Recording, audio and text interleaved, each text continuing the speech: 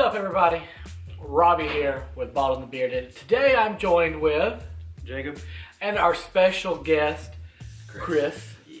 Young Faygo? Young Faygo. Faygo? Yes, sir. Young Faygo Cola. That is gamer tag. Close enough. Faygo Cola. That's what we're going with. So what is up, everybody? Episode 3, the first official episode 3 of the Bald and the Bearded ever, because this is a new thing that we've created. So today, one of the things we're going to start with is something that we've all at least watched, and it was a question by Ryan on our Facebook page.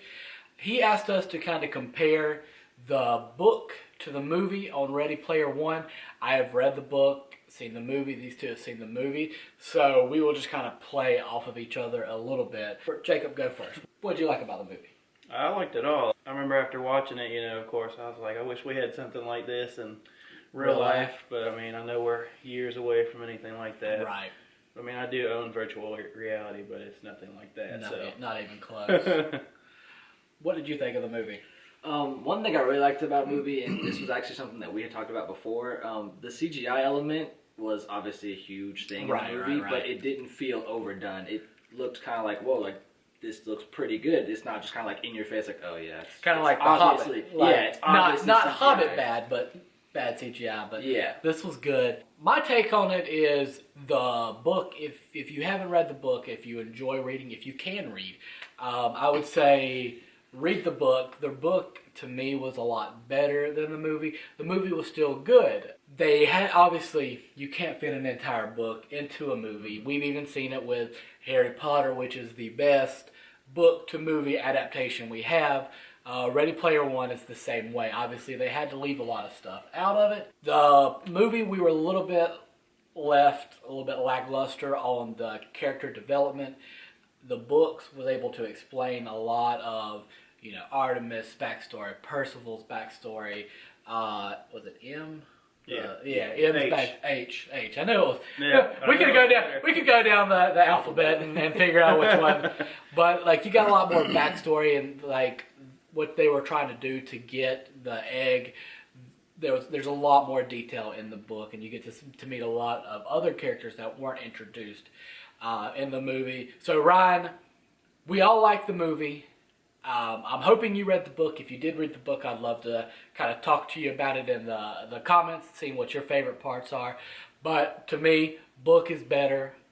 It always is in the case of book to movie adaptations. My favorite part in the whole movie is when they get to the big fortress for the 66ers. Yeah. But the Sixers. Basically, they rallied up their troops and they start to charge in. That's always my favorite part. Any big battle. The big battles are always the cool part. The Easter eggs in that movie just never cease to. Right. Every time you watch it, there's always something new. You always find something different. Seeing, Deathstroke, seeing Battletoads, Iron Giant. Just so much of my childhood crammed into it. One of my favorite parts is when he's in the DeLorean driving around. Oh, yeah. And he grabs the Chucky. Yeah. And he just throws the Chucky doll like it's a grenade. And it, goes on the killing spree like, Chucky normally does. Mm-hmm. Great movie, great book. They did a really good job with it. I even own some of the pop figures from it. So we enjoyed it. We'll move on to our next topic, which is the Xbox Series X. Name? I would actually prefer Xbox Scarlet or whatever. Yeah. Microsoft has never been great with their names. We've seen that with the Xbox One X. The design looks pretty cool. It's just a square about that big. It's kind of the same as it already is. Well, a box. It's a box, but it's not the box this. It's a box like this, but it's like that. It's a tower. Right. Now, I looked up and I saw what they're estimating the price is going to be. It's going to be between $4.99 and $5.99.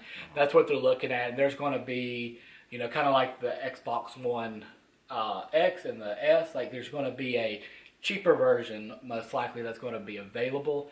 What do you guys think of it? Looking at the name and looking at the design. Clearly, they're just, probably going to up the graphics card as usual. Hopefully they don't make it where, you have to have twice as much storage as we already need now to do games. But I know with all the graphics in today's day and age, you need the space, but you know what I mean. Yeah, oh yeah. I think my biggest thing is looking at it design-wise. I really like just kind of like how it looks a tad bit smaller than from what we're used to, at least if not width-wise. It might be a little bit taller. Giant brick. Yeah, and of course that's takes up a lot of space. But if it really is, I don't know how big it is. Like, in person, I'm sure it'll be a little bit bigger than you expect it to be. But if it is that small and simplistic, it would be nice to have something more portable. Yeah.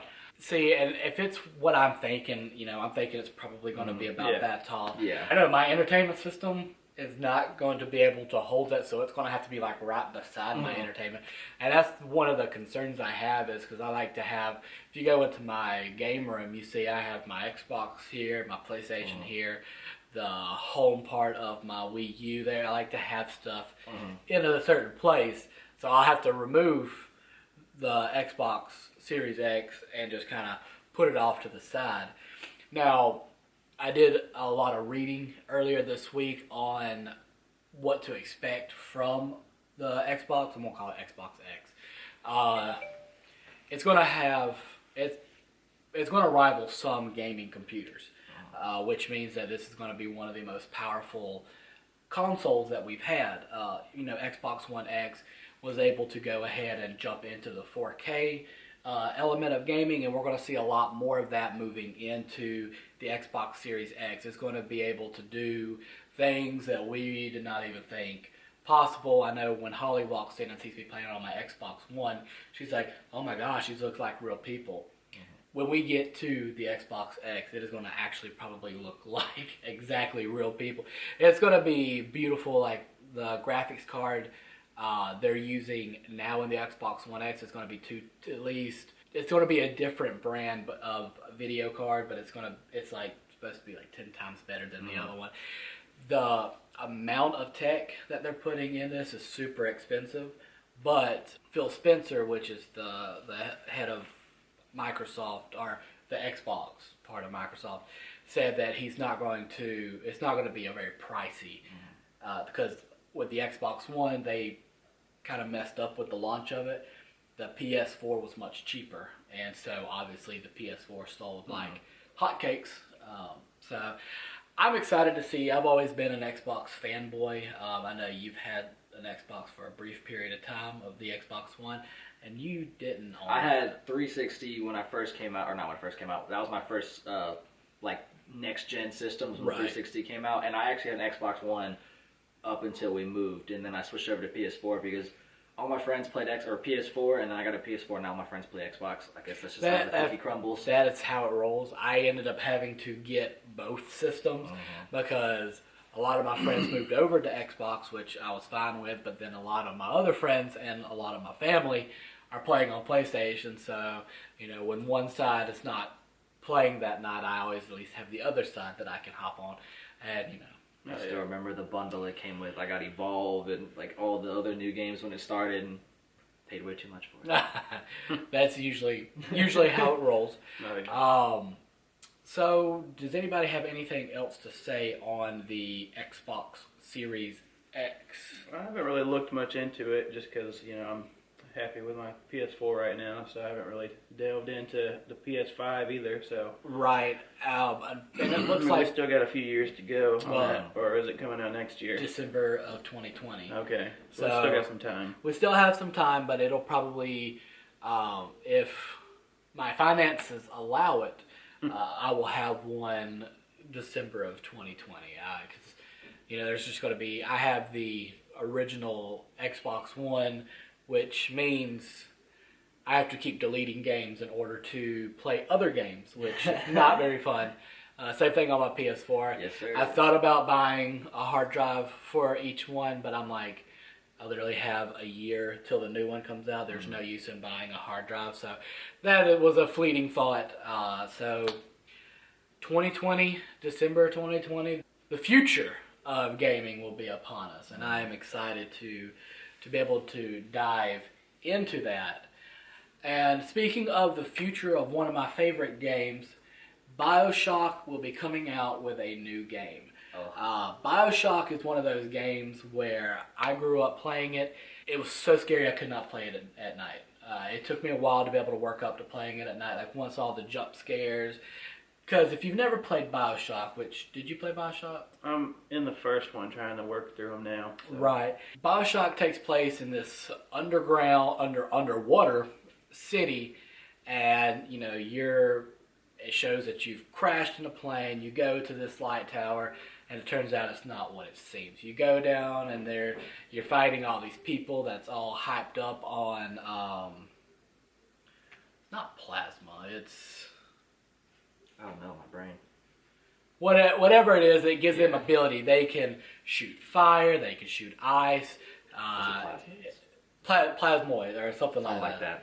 And some they're able to throw bees at people. Like, you have all these different abilities, but it affects people in a different way. Like, you see a lot of these, lack for a better word, in the real world, these crackheads running around. That's essentially what they are. They are ability-having crackheads.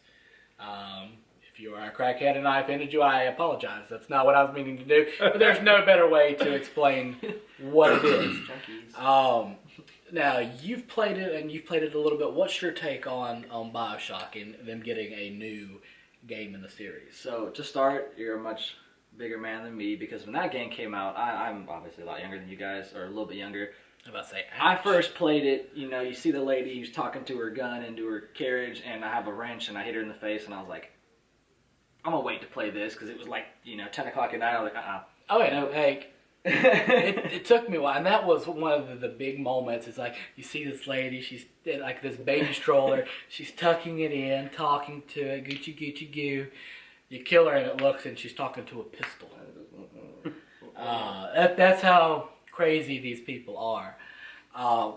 But I am actually really excited. I've played the whole series, and Bioshock 2, kind of not the greatest, but you go back into Atlantis. But it was really cool to just kind of go through the series, and even in Bioshock Infinite, the DLC, you come back to the origin. How did this happen? Because there's just kind of really a story to it. You're just kind of underwater in the city, and in the Bioshock Infinite DLC, it actually kind of gives you some background to it. So I'm kind of interested to see where they go with it from here. Right. So in the new Bioshock, it is not going to be made by the same person, and his name is escaping me. Me and Nick Caputo was talking about him on our Facebook page. He is not going to be over it like he was for the original Bioshock trilogy. So it is going to be a new, I think it's Cloud something. It's going to be the people that are making the new Bioshock. But what's good about that is a lot of the game designers that were in the original Bioshock games are part of this development group. And so they're going to be making the new Bioshock. Not to spoil anything for you, Jacob, because I know you played, but would you kindly tell me your take on your Bioshock experience? Oh, well, from my perspective, it's just like first-person shooter so far, from what I've seen. And I've seen the big guy a couple times. And Big Daddy. Oh, Big Daddy. Other than that, I haven't gotten much into it. It's been a while since I played it, because I bought the the trilogy pack through the PlayStation. So Xbox 360 graphics are not the best nowadays, since we're playing with Xbox Ones and PS4s and all that good stuff. But it is a game that I highly recommend you go ahead and play through. It is a beautiful game. The story, you would actually understand why I told you, would you kindly, because that is a big part of the game, because you have the big puppeteer of Atlantis, and he's like, would you kindly do this? Would you kindly do that? Would you kindly do this? And it's a big part of the video game. I don't want to spoil it for you, even though the game is like 10 years old. Play it, beat it, devour it. It is great. So, Bioshock 3, not Bioshock 3. 4. That's already out. Bioshock Infinite. But the new Bioshock game, not sure when it's supposed to be coming out, but it's supposed to be great, and I can't wait to play it. So we're going to skip on in. First movie topic, Ghostbusters, Afterlife. What are your thoughts about that? Well, I like Paul Rudd a lot. I see his fastest kid from Stranger Things. I never remember his name. Wolfhard. Yeah, I was Wolfhard, about to say Wolfgang, Wolf something. Wolfhard. Yeah. So I know it'll be funny because those two characters. He's got such a BA last name. That is the coolest last He's name. in a band too. I know. Yeah. Okay. Yeah, so Paul Rudd and him, I'm sure they'll combine to make some funny parts in it, of course. Can't wait to see what kind of effects they'll add into it and everything like that. So, with all the advancements we've had since the last Ghostbusters. Right, and it's funny because they said, yeah, there hasn't been any ghost sightings in 30 years, which is funny because they did make the Ghostbusters, Melissa McCarthy and all them. They're just like, we're just going to erase this and say it didn't happen. I did watch it. If it was not a Ghostbusters movie, it would have been funny. I just didn't care for the movie.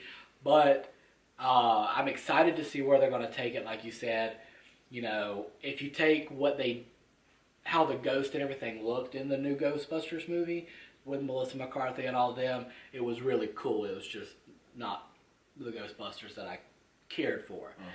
So if you take the Ghostbusters of old, up it with today's CGI and everything like that, I think we are going to be excited. It's going to be a great show.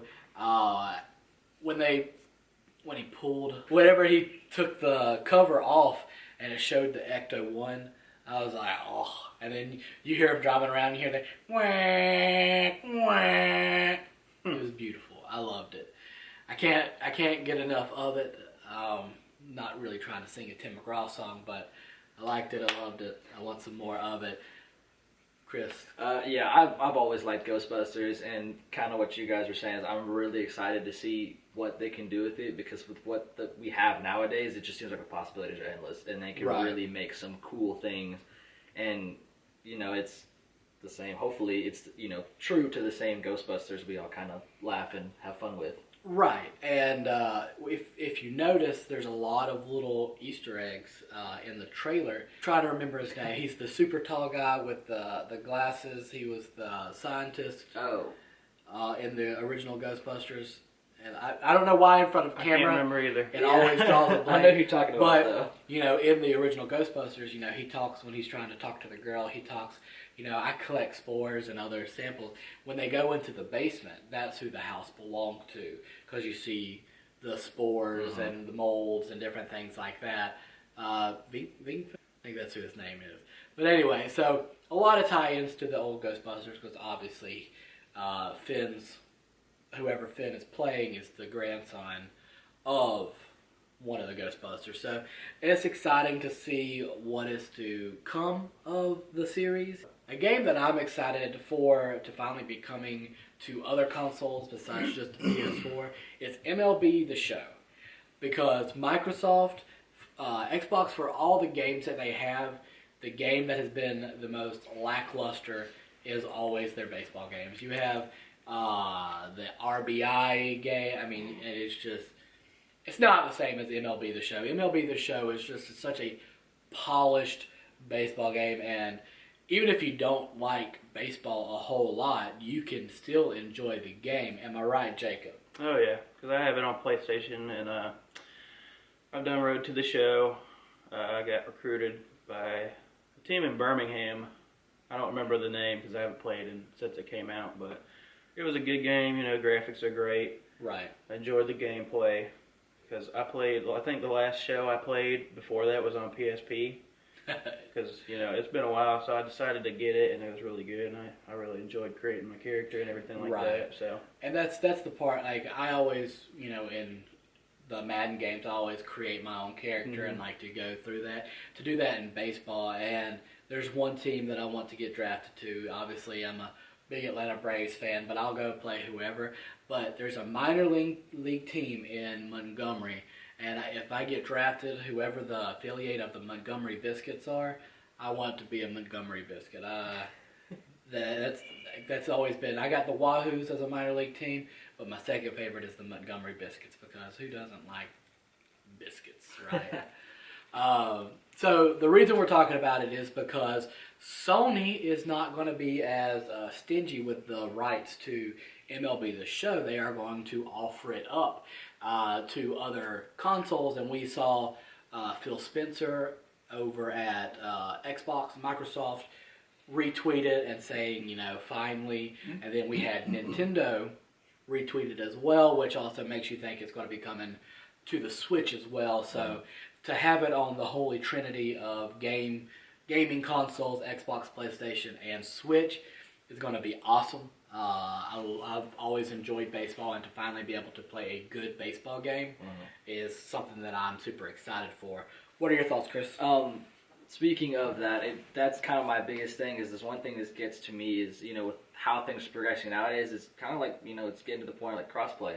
I would love. I have friends who play Xbox. I have friends who play Switch. I would love to be able to play a PlayStation specific game with them. Because MLB is a very good game. Right. I mean, the career mode, the Road to the Show, is one of the best career modes in a sports game I've played, ever. And it's really kind of opening doors, and it's, I'd love to be able to play, my, your pro team versus theirs, like friends of other systems, not just, PlayStation people. And you look at the game Smite. Smite is crossplay, and me and my Xbox friends played with Trevor and Brandon on the PlayStation. Trevor's my little brother, Brandon is his best friend. So obviously we can't be in a party together to listen to each other, but we can talk through game chat and everything like that. Yeah. So crossplay is becoming something that is going to be awesome. I know PlayStation was extremely late to the game with crossplay, like they normally are. PlayStation is a great company, don't get me wrong. I love PlayStation, I love them. I love my PlayStation, but everybody can agree when it came to crossplay, they were like, as if, I ain't doing this.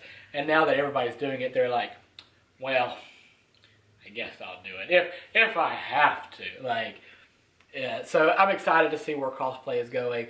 I'm super excited to see MLB the Show coming to other systems minus just PlayStation. The Matrix 4, starring Keanu Reeves, is also coming out on the same day as John Wick, starring Keanu Reeves. So, I have actually only watched the first John Wick. I know, shame on me, I'm a horrible person. But I have watched all the Matrixes, played all the Matrix games. I love The Matrix. It is one of my favorite movies. Obviously, the second Matrix, not the greatest, but I still enjoy it. So we're getting a new Matrix. We're getting a new John Wick. They're coming out on the same day. So what do you guys think that does for Keanu? I think it'll make him a lot more money. I about to say he's gonna be making bank. I mean, anything I've seen him in, it hasn't been, a dud or anything. Right. Everything I've seen him in was good. I mean, I've seen him in a couple cameos of movies that were good, but they had him play like a weird character. But right. I mean, his movies that he's the star in, I've never been disappointed. So. And what a time to be alive, to where the same month you're going to be competing with yourself in another movie. Like, it doesn't happen often, so it's a pretty cool thing.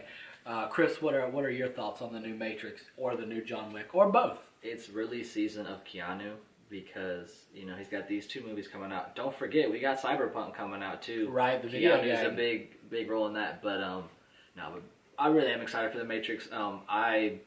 It's came out a little bit before I did, but I really enjoyed it. It's one of my mom's favorite movies, and I used to watch it growing up. And I just, I saw this thing a little while ago, and it was a question. It was like, what movie or video game could you experience for the first time, like now, like you've never seen it before? And The Matrix is one of my top choices, just because the first time seeing it, it's such a what's happening, what's going to happen, and none of the pieces fit together until kind of later on, and it's like, wow, like it just comes to such a beautiful, just a great movie to watch. And I mean, it just kind of plays into the, being woke, because obviously Keanu's character had to be woke because he was in a computer program. So once he was woke, he was able to, kind of take down the big bad company, the agents, Mr. Anderson. Being able to fight them, to be able to see him in the John Wick, like the first John Wick, I love the movie. It was super cool. I will say the hardest part of the first John Wick was seeing the Mayhem guy from the Allstate commercials. Seeing him in any role besides Mayhem, just kind of just I look at him. I was like, I can't take you serious, man. Yeah. Like it's just it's hard. But it was a great movie. I'm sure the new John Wick will be just as good as others because, I mean, John Wick 2, you know, I thought it was, you know, up to par with the first one. And then the third one, you know, normally a lot of times you see a sequel. Here lately, you know, I've seen sequels and they don't meet the hype of the first movie. Right. But John Wick, you know, it stayed true. John Wick 3, you know, I think it was just as good, if not a little better than the first two. But I mean, they were still all good, so I can't say they were bad at all. Right, yeah. So. It's just that they were just that much better than the other ones. They're not saying that they're bad. Oh, yeah. Which kind of moves us to our our other topic. I won't have much to say, which is a shocker because, you know, I'm a talker. I can talk about anything. We're going to talk a little bit about. They're going to talk a little bit about Death Stranding. I know that it is a game where Norman Reedus, Walking Dead, if that's what you know him from, he plays this character. Beyond that, I do not know much about the game. It's just I've watched the trailers. It just never really did it for me, I guess is the word, like for a better word. Oh, yeah. So Jacob's been playing it. He's kind of dove into it. So what are your thoughts? Oh, well, I'll just start on how basically I came across it. So I'm sure everybody that's into gaming has probably seen the advertisements for it on Facebook or whatever else. You know, I never really saw anything else about it other than on Facebook. So I watched the trailer, you know, watched a short bit of gameplay without, you know, ruining anything for me. Right. So I decided to take one for the team, buy the game, and I've actually really enjoyed it. I've made it through several major checkpoints now. Basically, you know, you're in a post-apocalyptic America. They're trying to salvage the country, but instead of United States, it's United Cities. So basically, you know, the population of humanity has basically survived and formed, you know, their own unions known as cities, which it is cities. And there's these creatures and a terrorist group that basically can somehow control them and is basically trying to keep them from fulfilling their objective that they're trying to do. So basically, you know, you're just trying to make it across America and link these countries through a network, which will basically help them, you know, rebuild. Yeah, I just don't want to ruin anything else for it, so I'll leave it as it is. You know, I just wanted to give everybody basically the gist of it, you know, how it goes, and if anybody else is curious about it, definitely say you should pick it up, give it a go. It's a great game. Graphics are beautiful, map is huge, it's got great terrain, you know, good scenery, so if you think that might be for you, then give it a good check out. Just kind of give you a heads up, we did have our camera cut off. So if this doesn't line up perfectly to where we left off in the new one, I just want y'all to think, wait, what just happened? And like there was a glitch in the Matrix. Oh man, I was going to say that. But anyway, Chris, have you played any Death Stranding, or have you? What do you know about it? You obviously know more than a naked Norman and a baby. I haven't played it at all, but it did. Well, me and my best friend call it pulling an apex because it was kind of like, you know, normal day, and the next thing you know, bam, it's just Death Stranding. And I remember, you know, I'm on YouTube, and next thing you know, I watch a lot of, like, you know, reviews and all that stuff. That's all my feed is, you know, Death Stranding. You know, is it good? Game of the year? Question mark? All these different things. And of course, I always see a picture of a baby, and I'm like, and that confuses me. Yeah, and so why Norman's naked confuses you know, I did a lot of research on it, and I've talked to Jacob a lot about it. You know, we were both kind of like, you know, is it worth it? You know, there's not much grounds besides, oh, it's an amazing game, but it's just kind of like, where did it come from? It just kind of came out of nowhere, and it definitely, I've dived into it, seen a lot of videos on, you know, gameplay and how it works, and I think, you know, from what I've seen, the story of it is really good, and the gameplay seems really fun.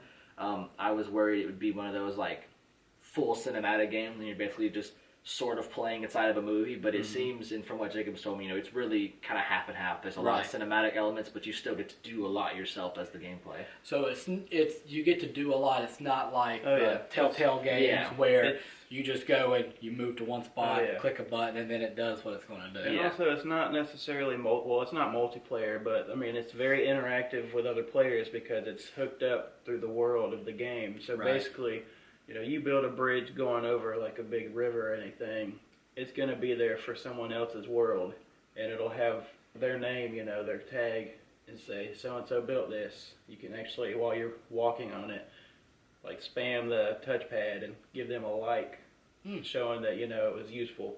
Or you could leave a generator to power their equipment or whatever else. So what if I destroyed it? I don't think you could do that, but you could try. Can I take a dookie on it? Man, you could pee on it. Oh, you can? Yeah, you can pee on the game. Hey, I'm going to find a bridge Jacob made, and I'm just going to video myself. Hey, Jacob, look what I'm doing. Probably when it gets cheaper, or actually, you bought it on PlayStation, didn't you? You have it too, sir. We and game for share. Free. So yeah, now that it's free, I'll probably play it just to kind of get more of an enlightened understanding of the game, other than Naked Norman and a baby. Because like I said, that's really, I know who makes it. But other than that, I know that it was a terrorist group. Other than that, that's my very limited knowledge, and I'm glad I could do that for you, YouTube. That's what I'm here for. Last topic that I have is the Mortal Kombat game and the movie. Obviously, we know Mortal Kombat comes out every year with a game. The game is, I played the last one. I usually play the story and try to do the tower. You have a lot of really cool characters that are being introduced to it. Something that I'm super excited about is the movie wrapped up its filming, which means we're going to have a new Mortal Kombat movie, which is something that I'm excited for because as bad as they are, I love the Mortal Kombat movies. I know it's going to be hard to believe, YouTube, I like the second Mortal Kombat movie with the horrible CGI, him turning into a dragon. Like, it is god awful, but I love it. I love every horrible minute of that movie. And I don't know why. I can't tell you. I just sometimes like bad movies. That's what it all boils down to. I know you said you haven't played a lot of the recent games, but you have at least seen the movies, correct? I saw, I think, the first movie when they're, learning everything and training together. Right. Yeah. They had their little dispute against each other. Right. Raiden's always been one of my favorite characters. I think it stems off of my my love of Thor, because obviously he's lightning and all that fun stuff. But Ed, you said you have played some of the Mortal Kombat games in the past.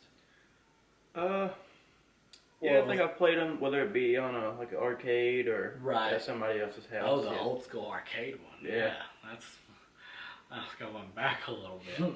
But they're super fun games. I have them on my Xbox if you ever want to play them and get a taste of the story.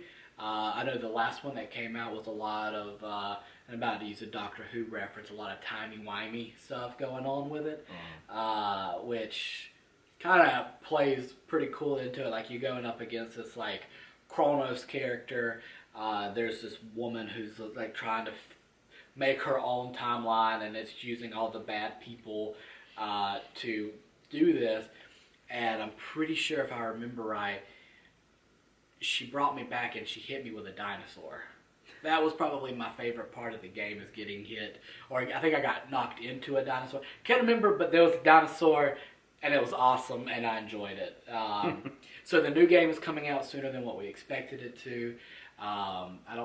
Not 100% sure on the actual release date of it, but we know every year that there's a Mortal Kombat game coming out. So, Chris, thoughts on the game or the movie or both? Well, I'm, for one, excited for both. I'm really excited for the game. I've played Mortal Kombat every year since I've been able to. I'm a Katana main. I do play ranked a lot. Okay. I like fans. If not, I play Reptile sometimes, because, he's not as cool as before where you have to unlock him. Now you just get him. No more, uppercuts on that weird stage with the spiky spikes. As for the movie, I am excited for the movie.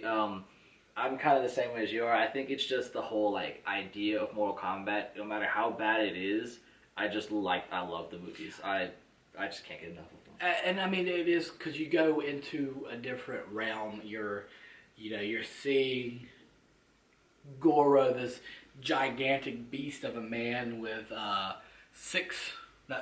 four arms. I was going to say 6 appendages, but then you also have Lady Goro. I cannot Shiva. you got Kentaro, the Tiger Goro. Right. I mean, there's so many interesting characters. Kung Lao, which was my main. I loved playing with him. Jax. Their stories themselves are awesome. Where they came from, what they're doing and everything like that. Katana has always been a super awesome character. And Raiden, like I said, he's my favorite. He's probably the coolest one. Mortal Kombat, we're getting a reboot. We're getting the movie the fans deserve. There was actually a bunch of people who kind of produced it. It was like, it didn't go to theaters, it was just on Blu-ray, and it was like a series of episodes. I actually bought it on Blu-ray, and it is actually really good. It's like up with the times in CG, and the graphics are just so good. Obviously it's Mortal Kombat. I cannot remember the name. Like I said, I bought it like 3 or 4 years ago. But there is a TV show type thing that is out on Blu-ray. If you see it, come across it, buy it if you love Mortal Kombat. So does anybody have any topics that we did not discuss that they want to talk about? Well, my biggest thing is I think one thing I kind of want to, touch on is kind of like what we know of the Xbox Series S versus PlayStation 5, because from what research I've done, I've looked into both. I'm excited for both.